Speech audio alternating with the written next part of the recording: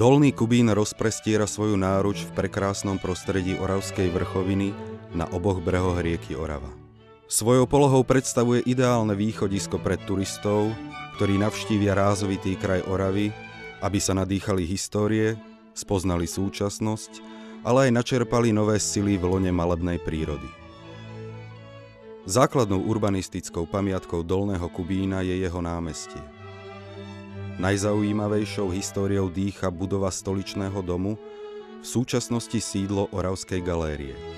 Počet objektov monumentálnej a úžitkovej architektúry v meste doplňa Čaplovičova knižnica, s ktorou je úzko prepojené literárne múzeum Pavla Orsága Hviezdoslava, najstaršie literárne múzeum na Slovensku.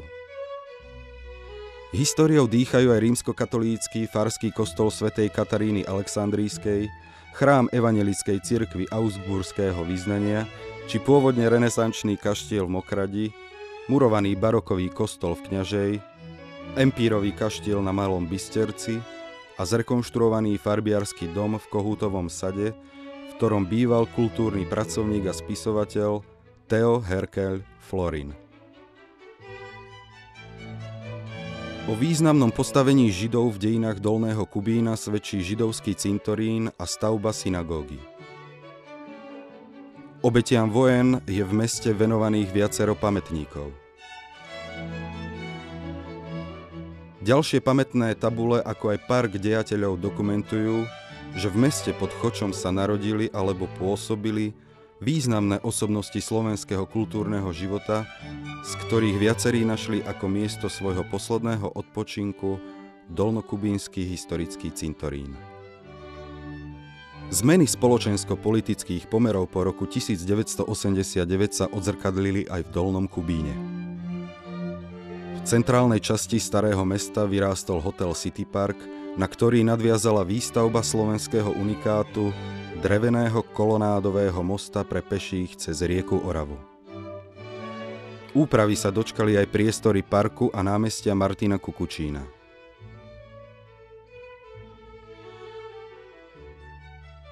Raritou námestia Slobody sa stali netradičné binárne hodiny. V centrálnej časti sídliska Brezovec pribudla nová dominanta. Kostol Povýšenia svätého Kríža. V súčasnosti v Dolnom Kubíne našlo svoj domov približne 20 000 obyvateľov.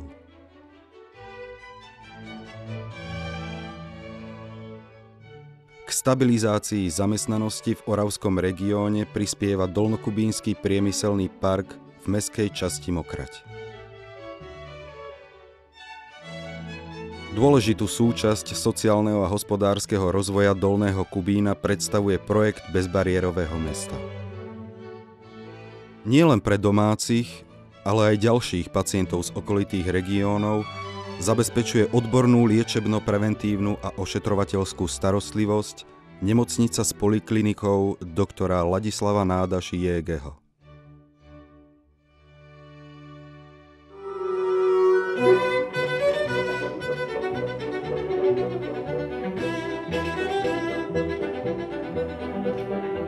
Potenciál Dolného Kubína vychádza aj z bohatej tradície organizovania početných kultúrno-spoločenských podujatí počas celého roka v mestskom kultúrnom stredisku alebo kine Choč.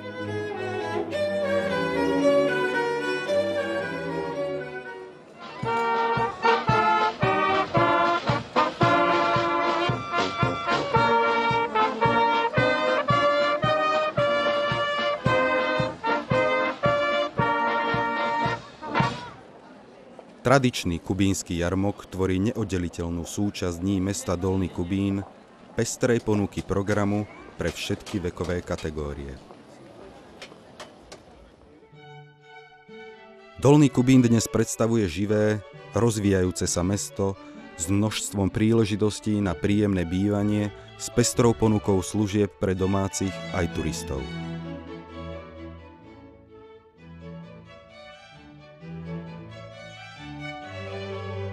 Samotné mesto je veľmi úzko prepojené s lesmi Kuzmínova, Krnáčov, Trnín, Brezovca a Horice, ktoré poskytujú obyvateľom, ale aj návštevníkom Dolného Kubína dostatok príležitostí na aktívny relax a oddych počas celého roka.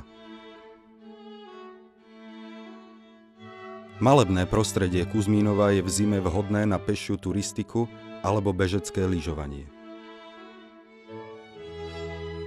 V lete si tu na svoje prídu milovníci peších túr a cykloturistiky. Čarovné zákutia a tiché tône rieky Oravy lákajú nielen športových rybárov, ale aj priaznivcov vodných športov. Upravené brehy rieky priamo v meste sa stali vyhľadávaným miestom na odpočinok pre všetky vekové kategórie.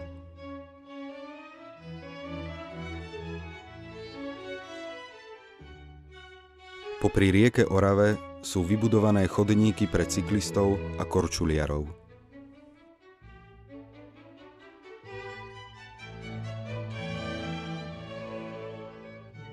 Futbalový štadión s atletickou dráhou, tenisové kurty, viaceré fitness centrá, krytý zimný štadión, ihriská s umelou trávou a osvetlením aj pre večerné využitie sú dostatočnou garanciou pestrej ponuky možností na športovanie. Možnosti aktívneho odpočinku doplňa novovybudovaný akvarelax s rôznymi vodnými atrakciami a wellness centrom.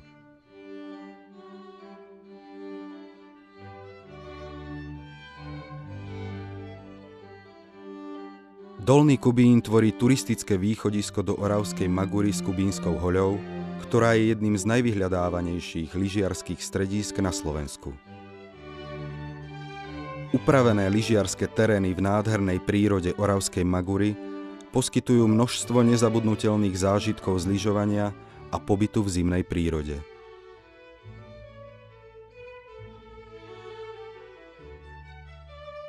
Využívanie kultúrno-historických kapacít a množstvo príležitostí na trávenie voľného času vytvárajú z Dolného Kubína atraktívne centrum cestovného ruchu v Európe.